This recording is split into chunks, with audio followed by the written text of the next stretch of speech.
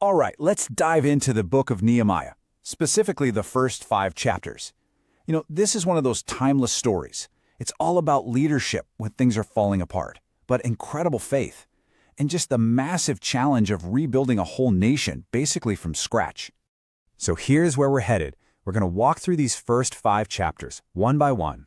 We'll start with the moment Nehemiah feels this immense burden, then see how he turns that feeling, that prayer, into a real plan. After that, we'll see a whole community unite to get the work done, face some major opposition, and finally, deal with a crisis from the inside that could tear the whole thing apart. Okay, so our story kicks off in a pretty unexpected place. We're not in Jerusalem, we're actually hundreds of miles away in the grand palace of the Persian Empire, a place called Shushan. And this is where we meet our main guy, Nehemiah. Now, he's got a pretty cushy job. He's the personal cupbearer to the king, Artaxerxes. Talk about a position of trust. But his comfortable life, it's about to get completely turned upside down. So some visitors show up from his homeland, Judah, and Nehemiah, of course, asks how things are going back home. And the news he gets is just devastating. The wall of Jerusalem is rubble. The gates have been burned to the ground. Now, you got to understand, in the ancient world, a city without walls was basically defenseless. It had no security, no dignity. It was just exposed. The people there were in what the text calls great affliction and reproach. And Nehemiah's reaction to this news, wow. It tells you everything you need to know about him. He doesn't just hear this and feel sad for a minute. No, this news absolutely breaks him. And his response isn't just a fleeting emotion. It's this deep, 4-part process that unfolds over days. He weeps, he mourns, he fasts, and then he prays. This isn't just sadness. It's a profound, soul-deep grief for his people. And the prayer itself is just remarkable. He doesn't jump in and start asking God for stuff. He starts with repentance. And listen to how he phrases it. We have sinned, and both I and my father's house have sinned. He's not pointing fingers or blaming other people. He's putting himself right in the middle of the problem, taking ownership for the collective failures that led to this disaster. That's a masterclass in leadership right there. You own the problem before you even think about asking for a solution. All right, let's jump into chapter 2, because this is where things really start to move. So 4 months go by. 4 months of Nehemiah praying, fasting, and carrying this incredible weight on his shoulders, all while still doing his day job serving the king. And you can only hide that kind of sorrow for so long. Eventually, it starts to show on his face, which sets the stage for what is basically one of the most high-stakes job interviews in history. So one day, he's serving the king wine, and Artaxerxes notices he looks sad. Now, this was a big deal. You did not show up sad in front of the king. But the king asks him what's wrong. Nehemiah explains, and then the king asks this game-changing question. What is it you want? This is it. This is the moment Nehemiah has been praying for months. The door is wide open. So what does he do? In that tiny little moment, that split second between the king's question and his answer, Nehemiah shoots up a quick prayer to God. And then, bam! He lays out this incredibly detailed strategic plan. He doesn't just say, hey, can I go to Jerusalem? No. He asks for official letters for safe passage. He asks for a royal permit to get timber from the king's own forest. This is so important. For all those months he was praying, he was also planning. His faith wasn't a substitute for action, it was the fuel for his action. And amazingly, the king says yes.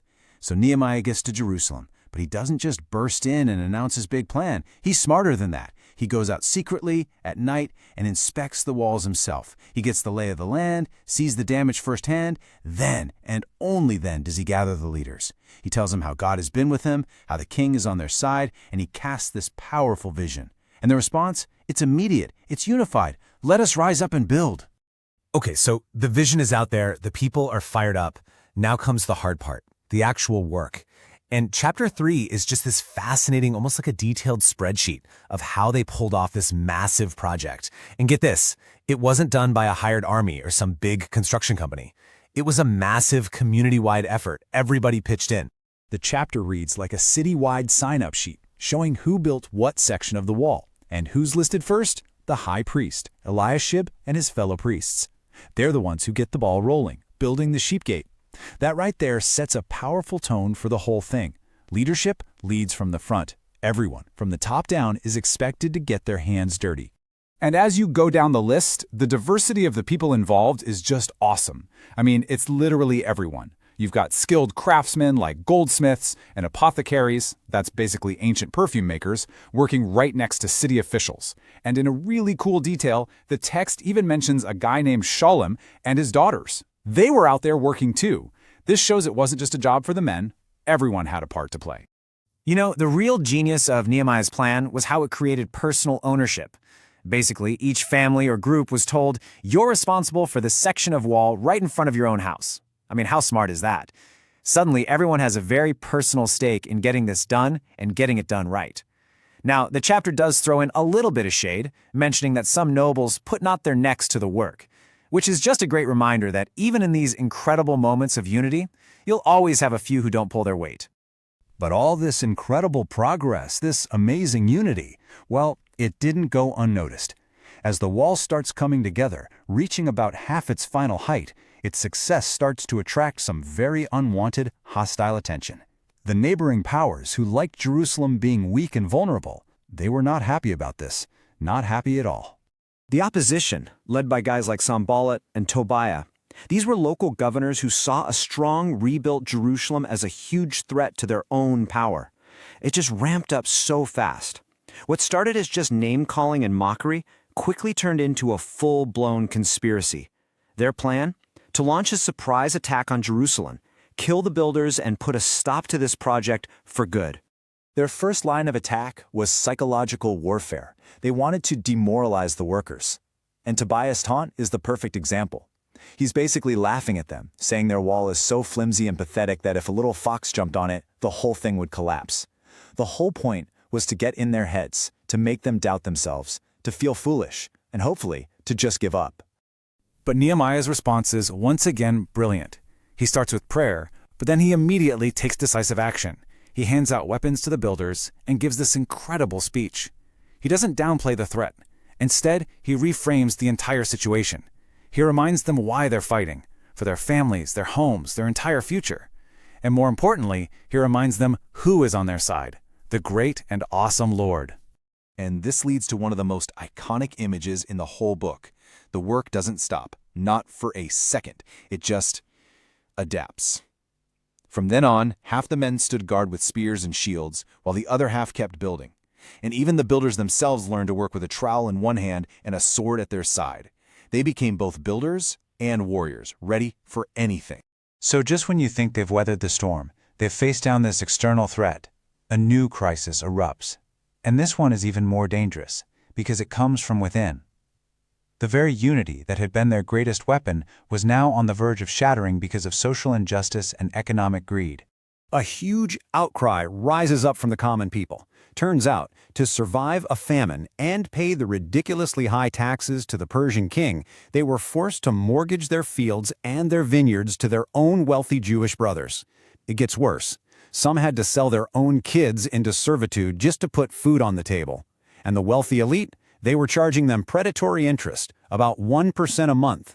This practice, called usury, was flat out forbidden by God's law when dealing with a fellow countryman.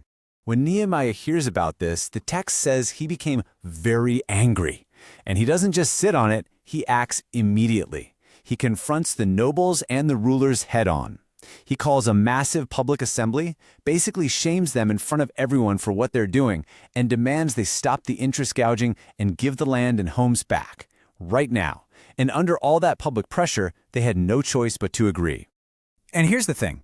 This is what gives Nehemiah the moral authority to make these kinds of demands. He didn't just preach justice, he lived it. As the governor, he was entitled to a hefty food allowance, all paid for by the people. But for 12 years, he refused to take a dime. He said the people were already burdened enough. Instead of getting rich off his position, he poured his own money into the project, even personally feeding more than 150 officials at his own table every single day. That, right there, is leading by example. That's integrity. And that brings us to the end of chapter 5. You know, the story of Nehemiah is such a powerful lesson that real restoration, real rebuilding is never just about bricks and mortar. Yeah, rebuilding the wall was crucial, but it was just as important to restore justice, to rebuild the very fabric of their society from the inside out. And it really leaves us with a challenging question, doesn't it? What broken walls, whether they're physical structures or the social divides in our own communities, what walls need rebuilding in our world today?